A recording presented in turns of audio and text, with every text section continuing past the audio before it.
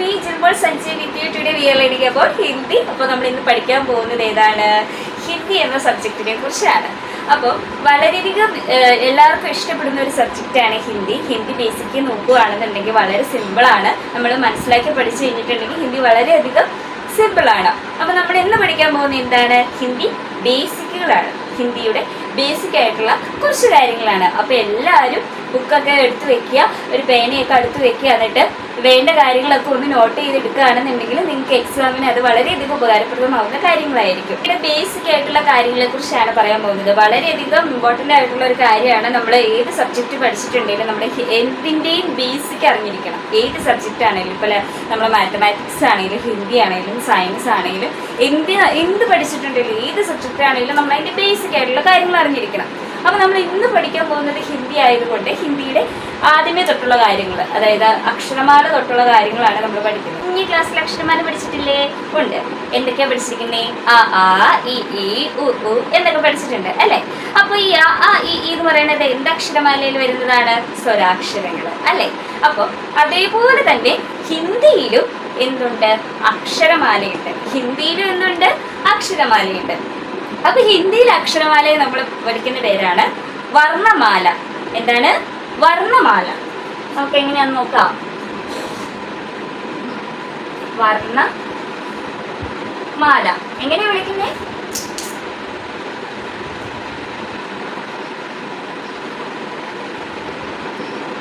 വർണ്ണമാല. ഇതിന്റെ അർത്ഥം എന്താണ്? അക്ഷരമാല. ഓക്കെ. അപ്പൊ ഹിന്ദിയിൽ നമ്മൾ പഠിക്കുന്ന എന്താണ്? വർണ്ണമാല. വർണ്ണമാലയുടെ യഥാർത്ഥത്തിലുള്ള മീനിങ് എന്താണ്? അക്ഷരമാല. അപ്പോൾ ഹിന്ദിയിലുള്ള വർണ്ണമാല, അതായത് ഹിന്ദിയിൽ നമ്മൾ ആകെപ്പാടെ എത്ര വർണ്ണങ്ങൾ ഉണ്ടെന്ന് അറിയാവോ? ഹിന്ദിയിൽ ആകെപ്പാടെ 44 വർണ്ണങ്ങളാണ് ഉള്ളത്. എത്ര വർണ്ണങ്ങളാണുള്ളത്? 44 വർണ്ണങ്ങളാണ് ഹിന്ദിയിലുള്ളത്. അപ്പൊ ഈ 44 വർണ്ണങ്ങളിൽ നിന്ന് 2 വിഭാഗമായിട്ട് തരംതിരിച്ചിട്ടുണ്ട്. ആ 2 വിഭാഗം ഏതാണ്? സ്വരാക്ഷരങ്ങളും വ്യഞ്ജനാക്ഷരങ്ങളും. മനസ്സിലായോ? അതായത് ഹിന്ദി അക്ഷരമാലയിൽ ടോട്ടല് 44 വർണ്ണങ്ങളാണ് ഉള്ളത്. ഈ 44 വർണ്ണങ്ങൾ 2 വിഭാഗമായിട്ടാണ് തരംതിരിച്ചിരിക്കുന്നത്. സ്വരാക്ഷരങ്ങളെന്നും വ്യഞ്ജനാക്ഷരങ്ങളെന്നും. ഓക്കെ. അപ്പൊ സ്വരാക്ഷരങ്ങളെ സ്വരാക്ഷരെന്നും സ്വർ, വ്യഞ്ജനാക്ഷരങ്ങളെ വ്യഞ്ജനാക്ഷർ, വ്യഞ്ജൻ എന്നും നമ്മൾ വിളിക്കുന്നു. ഓക്കെ. സ്വരാക്ഷർ. പിന്നെ ഏതാണ് നമ്മൾ അടുത്തത് പറഞ്ഞത്? വ്യഞ്ജനാക്ഷർ.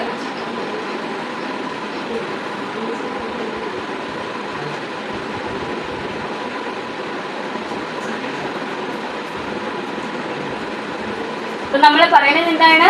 അക്ഷരമാലയെ 2 വിഭാഗങ്ങളായിട്ട് തരംതിരിച്ചിരിക്കുന്നു. സ്വരാക്ഷരങ്ങളിൽ നിന്നും വ്യഞ്ജനാക്ഷരങ്ങളിൽ നിന്നും. വ്യഞ്ജനാക്ഷരങ്ങൾ എഴുതുമ്പോൾ ഇവിടെ ഒരു പ്രത്യേക ഒരു കുനിപ്പുണ്ട്, കണ്ടോ? ശ്രദ്ധിച്ചോ? ഒരു കുത്തുണ്ട്. മനസ്സിലായോ? അപ്പോൾ വ്യഞ്ജനാക്ഷരം ഇങ്ങനെയാണ് വ്യഞ്ജനാക്ഷരം എഴുതുന്നത്. എങ്ങനെ എഴുതുന്നത്? വായുടെ പകുതി യായുവായിട്ട് കൂട്ടി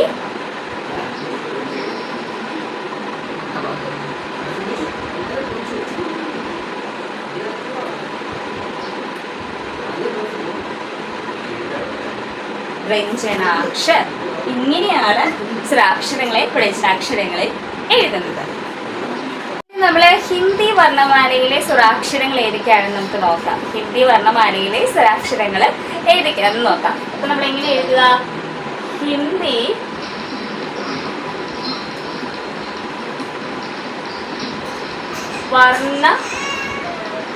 വർണ്ണമാല ഹേ സ്വരാക്ഷർ. ഹിന്ദി വർണ്ണമാലയ്ക്ക് സ്വരാക്ഷർ എന്ന് പറഞ്ഞാൽ ഹിന്ദി വർണ്ണമാലയിലെ സ്വരാക്ഷരങ്ങൾ എന്നാണ് അർത്ഥമാക്കുന്നത്. ഹിന്ദി വർണ്ണമാലയ്ക്ക് സ്വരാക്ഷർ എന്ന് പറഞ്ഞാൽ ഹിന്ദി വർണ്ണമാലയിലെ സ്വരാക്ഷരങ്ങൾ എന്നാണ് ഇതിന്റെ അർത്ഥം വരുന്നത്. അതിൽ 2 വിശേഷപ്പെട്ട സ്വരാക്ഷരങ്ങളുണ്ട്. അതേതാണ്? അത് അ ആ. അതാണ് ഹിന്ദിയിലെ വിശേഷപ്പെട്ട സ്വരാക്ഷരങ്ങൾ. അതായത് ഹിന്ദി വർണ്ണമാലയിലെ വിശേഷപ്പെട്ട സ്വരാക്ഷരങ്ങൾ എന്ന് പറയുന്നത് അ ആ. ഹിന്ദി വർണ്ണമാലയിലെ വിശേഷപ്പെട്ട സ്വരാക്ഷരങ്ങളാണ് അ ആ. അപ്പൊ അപ്പൊ ഇനി ഹിന്ദി വർണ്ണമാലയിലെ സ്വരാക്ഷരങ്ങൾ എങ്ങനെ എഴുതണമെന്നൊന്ന് നോക്കിയാലോ. അത് അപ്പൊ ഹിന്ദി വർണ്ണമാലയിലെ സ്വരാക്ഷരങ്ങൾ ഏതൊക്കെയാണ്? ഹിന്ദി വർണ്ണമാലയിലെ സ്വരാക്ഷരങ്ങൾ, അതായത് ഹിന്ദി വർണ്ണമാലയ്ക്ക് സ്വരാക്ഷർ, ഹിന്ദി വർണ്ണമാലയിലെ സ്വരാക്ഷരങ്ങൾ എന്നാണ് അർത്ഥം വരുന്നത്. അത് ഏതൊക്കെയാണ്? ആ, ആ, ഇ, ഈ, ഉ, ഊ, എറു, എ, ഐ, ഓ, ഔ, അം, ആ. അപ്പം ആ എഴുതിയേക്കുന്നത് കണ്ടോ എങ്ങനെയാണെന്ന്? ആ, പിന്നെ ഈ എഴുതിയേക്കുന്നത് ഇവിടെ ഒരു കുനിപ്പുണ്ട്, ഈ എഴുതുമ്പോൾ ഊ എഴുതുന്നത് ഇവിടെ ഒരു കുനിപ്പുണ്ട്, ഊ. അങ്ങനെ ഇങ്ങനെയാണ് എഴുതുന്നത്. എന്ത് സ്വരാക്ഷരങ്ങൾ, ഹിന്ദിയിലെ സ്വരാക്ഷരങ്ങൾ എഴുതുന്നത് ഇങ്ങനെയാണ്. അപ്പൊ ഇത് മനസ്സിലായോ? മനസ്സിലായി. ഇനി അടുത്തത് നമുക്ക് പഠിക്കാനുള്ളത് വ്യഞ്ജനാക്ഷരങ്ങളാണ്. അതെങ്ങനെ എഴുതും?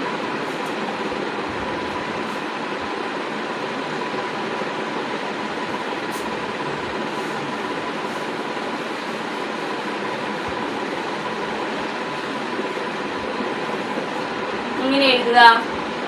വ്യഞ്ജനാക്ഷരങ്ങൾ എന്ന് പറയുമ്പോൾ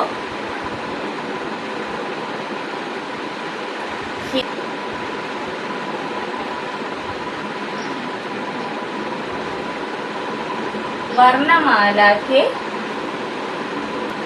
വായുടെ പകുതി യായുമായിട്ട് കൂട്ടിമുട്ടി, അതായത് വാ യാ പകുതി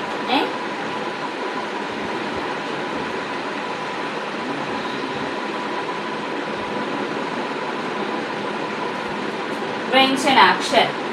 അടുത്തത് ഹിന്ദി വർണ്ണമാലയ്ക്ക് വ്യഞ്ജനാക്ഷർ എങ്ങനെ എഴുതുന്നേ? ഏതൊക്കെയാണ്? ഹ.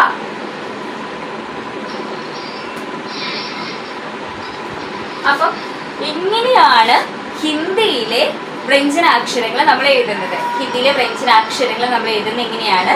കായ് ഖായ് ഖന, ചായ് ചായ് ചഞ്ഞ, ടായ് ഖായ് ഖന, ഖായ് ഖായ് ഖന, പായ് ഖായ് ഖമ, യര ല വ ശ ഷ സ ഹ, ഷ സ ഹ. ഇങ്ങനെയാണ് ഹിന്ദിയിലെ വ്യഞ്ജനാക്ഷരങ്ങൾ നമ്മൾ എഴുതുന്നത്. ഓക്കെ. അപ്പം ഇതിൽ പ്രത്യേകം ശ്രദ്ധിക്കേണ്ട ഒരു കാര്യം എന്താണെന്ന് വെച്ചാൽ ഇതിൽ എഴുതുന്ന രീതിയാണ്. ഇത് നിങ്ങൾക്ക് കാണാപ്പാടം പഠിച്ചു കഴിഞ്ഞാൽ മനസ്സിലാക്കാൻ പറ്റുന്ന ഒരു കാര്യമല്ല. അപ്പോൾ നിങ്ങൾ എന്താണ്, നിങ്ങളൊരു പേപ്പറൊക്കെ എടുത്ത് വെച്ചിട്ട് റിപ്പീറ്റ് ചെയ്ത് എഴുതി പഠിക്കുക. ഓക്കെ. റിപ്പീറ്റ് ചെയ്ത് എഴുതി പഠിക്കേണ്ടതാണ്. പിന്നെ നമ്മൾ ഈ ഹിന്ദിയിലാണെങ്കിലും മലയാളത്തിലാണെങ്കിലും കുഞ്ഞു മക്കൾക്ക് പഠിക്കുമ്പോൾ പ്രത്യേകം മറന്നു പോകുന്ന ഒരു കാര്യമാണ് ഈ വ്യഞ്ജനാക്ഷരങ്ങൾ എഴുതുന്നത് എങ്ങനെയാണെന്നുള്ളതിൻ്റെ കാര്യം. അതിൻ്റെ ഓർഡർ ചിലപ്പോൾ മനസ്സിലായെന്ന് വരില്ല. അതിന് വേണ്ടി ഒരു ട്രിക്കുണ്ട്. ഹിന്ദിയിലാണേലും മലയാളത്തിലാണേലും വ്യഞ്ജനാക്ഷരങ്ങൾ ഓർത്തിരിക്കാനായിട്ട് ഒരു ട്രിക്ക് പറഞ്ഞുതരാം. അതെങ്ങനെയാണെന്നറിയാമോ? കച്ചട്ട തബ. എന്താണ്? ക ച ട ത ബ. കച്ചട്ട തബ എന്ന് വെച്ച് കഴിഞ്ഞാൽ ആദ്യത്തെ സെന്റൻസിന്റെ ഫസ്റ്റ് ലെറ്റേഴ്സ്. കായ്ക്കനായിലെ കായ ഫസ്റ്റ്, ചായച്ചനായിലെ ചാ ഫസ്റ്റ്, കായ്ക്കനായിലെ ടാ ഫസ്റ്റ്, കായ്ക്കനായിലെ താ ഫസ്റ്റ്, പായ്പമായിലെ പാ ഫസ്റ്റ്. അപ്പൊ ഈ ഫസ്റ്റ് ലെറ്റേഴ്സ് നിങ്ങൾ എപ്പോഴും ഓർത്തിരിക്കുകയാണെന്നുണ്ടെങ്കിൽ നിങ്ങൾക്ക് വ്യഞ്ജനാക്ഷരങ്ങൾ എഴുതുന്നതിൽ തെറ്റുപറ്റിയല്ല. നമ്മളത് ഓർത്ത് എഴുതും. അപ്പൊ ഇത് ഓർത്ത് എഴുതണമെങ്കിൽ എന്ത് ചെയ്യണം? നിങ്ങൾ എന്ത് ചെയ്യണം? നിങ്ങൾ എഴുതി പഠിക്കണം. എഴുതി പഠിച്ചാൽ മാത്രമാണ് നമുക്കിത് മനസ്സിലാവുള്ളൂ. മാത്സ് നമ്മൾ കാണാപ്പാടം പഠിക്കാറുണ്ടോ ആരെങ്കിലും? ഇല്ലല്ലോ. നമ്മൾ എഴുതിയല്ലേ പഠിക്കുന്നത്. അതേപോലെ തന്നെ നമ്മൾ എഴുതിയാണ് ഹിന്ദിയിലെ വാക്കുകൾ പഠിക്കേണ്ടത്. ഓക്കെ. കാണാപ്പാടം പഠിച്ചു കഴിഞ്ഞാൽ നമ്മുടെ മനസ്സിലിരിക്കുകയല്ല, നമ്മൾ മറന്നു പോകും. പിന്നെ വേറൊരു കാര്യം നിങ്ങൾ പ്രത്യേകം ശ്രദ്ധിക്കേണ്ടതുണ്ട്. നമ്മൾ ഹിന്ദിയിലെ ഏത് ലെറ്റേഴ്സ് എഴുതുമ്പോഴും, അതായത് ഹിന്ദിയിലെ ഏത് അക്ഷരങ്ങൾ നമ്മൾ എഴുതിയാലും, ഏത് സെന്റൻസ് എഴുതിയാലും, ഏത് വാക്കുകൾ എഴുതിയാലും, വാക്കുകളാണ് ഏറ്റവും ഇമ്പോർട്ടൻ്റ് ആയിട്ട് നോക്കേണ്ടത്. ഏത് വാക്കുകൾ എഴുതിയാലും നിങ്ങൾ ഈ അക്ഷരങ്ങൾ എഴുതി കഴിഞ്ഞതിന് ശേഷം മാത്രമാണ് അവസാനം വരയിടാവുള്ളൂ. അതായത് ഇപ്പം മനസ്സിലായല്ലോ. ഞാൻ എക്സാമ്പിൾ പറയുവാണെങ്കിൽ ഇപ്പം കണ്ടോ, ഇപ്പം ഹിന്ദിയിൽ നിന്ന് എഴുതുക, ഹിന്ദിയിൽ നിന്ന് എഴുതി. അപ്പം ഇതൊരു പൂർണ്ണതയായിട്ടില്ല അല്ലേ? അപ്പം ഇത് പൂർണ്ണതയാവാൻ നമ്മൾ എന്ത് ചെയ്യണം? ഇവിടെ ഒരു വരയിടണം. ഇവിടെ ഒരു വരയിട്ടാൽ മാത്രമാണ് ഇത് പൂർണ്ണമായിട്ട് വായിക്കത്തുള്ളൂ. അപ്പം നമ്മൾ ഏറ്റവും അവസാനം മാത്രമാണ് ആ വാക്കിൻ്റെ അവസാനം മാത്രമാണ് ഇങ്ങനെ മുകളിൽ വരയിടാവുള്ളൂ. അതുപോലെ തന്നെ ഒരുപാട് കാര്യങ്ങൾ ഇനി മുന്നോട്ട് പോകുമ്പോൾ നിങ്ങൾ ശ്രദ്ധിക്കാനുണ്ട്. അതൊക്കെ മിസ് പഠിപ്പിച്ചു തരുന്നതായിരിക്കും. അപ്പോൾ ഓരോ കാര്യങ്ങൾ മുന്നോട്ട് പോകുന്ന എല്ലാ ക്ലാസ്സിലും കറക്റ്റായിട്ട് നിങ്ങൾക്ക് മനസ്സിലാവുന്ന തരത്തിൽ മിസ് പഠിപ്പിക്കുന്നതാണ്. അപ്പോൾ ക്ലാസ്സിൽ ശരിക്കും ശ്രദ്ധിച്ചിരിക്കുക. നിങ്ങൾക്ക് എന്തെങ്കിലും ഡൗട്ട്സ് ഉണ്ടെന്നുണ്ടെങ്കിൽ ഒരു ബുക്കും പേപ്പറൊക്കെ എടുത്ത് വെച്ചിട്ട് എഴുതുക കേട്ടോ. എഴുതിയിട്ട് അടുത്ത ക്ലാസ്സിൽ എന്തെങ്കിലും കൺഫ്യൂഷൻ ഉണ്ടെന്നുണ്ടെങ്കിൽ എൻ്റെ മെയിൽ ഐ ഡി താഴെ കൊടുത്തിട്ടുണ്ട്. അപ്പോൾ നിങ്ങൾക്ക് എന്തെങ്കിലും സംശയം ഉണ്ടെന്നുണ്ടെങ്കിൽ എന്നെ കോൺടാക്ട് ചെയ്യാവുന്നതാണ്. ഞാനത് പറഞ്ഞു തരുന്നതായിരിക്കും. ഓക്കെ, പിന്നെ നിങ്ങൾ പ്രത്യേകം ശ്രദ്ധിക്കണം. ഈ കായ്ക്കനായി ചാച്ചിനെ എഴുതുമ്പോഴൊക്കെ അതിൽ കുഞ്ഞിപ്പും കോമയും കുത്തും ഒക്കെ എവിടെയൊക്കെയാണെന്നുള്ളതൊക്കെ ശ്രദ്ധിക്കണം. ശ്രദ്ധിച്ച് എഴുതിയിട്ടുണ്ടെങ്കിൽ വളരെ ഈസിയാണ്, നിങ്ങൾക്ക് പെട്ടെന്ന് തന്നെ മനസ്സിലാവും. പിന്നെ മുന്നോട്ട് പോകുന്ന ക്ലാസ്സുകളിലൊക്കെ ഹിന്ദിയുടെ ബേസിക് പഠിച്ചിരുന്ന് കഴിഞ്ഞിട്ടുണ്ടെങ്കിൽ നിങ്ങൾക്ക് വളരെയധികം പെട്ടെന്ന് മനസ്സിലാക്കി പഠിക്കാൻ സാധിക്കുന്നതായിരിക്കും. ഓക്കെ, അപ്പം ഇന്നത്തെ ക്ലാസ്സിൽ നമ്മൾ എന്തൊക്കെയാണ് പഠിച്ചിരിക്കുന്നത്? ഹിന്ദിയിലെ അക്ഷരമാല. ഹിന്ദിയിലെ അക്ഷരമാലയെ നമ്മൾ എന്തെന്ന് പറയുന്നത്? വർണ്ണമാല. ഹിന്ദിയിലെ അക്ഷരമാലയെ നമ്മൾ പറയുന്നത് വർണ്ണമാല. ഹിന്ദിയിൽ ആകെ എത്ര വർണ്ണങ്ങളുണ്ട്? 44 വർണ്ണങ്ങളാണ് ഉള്ളത്. 44 വർണ്ണങ്ങൾ.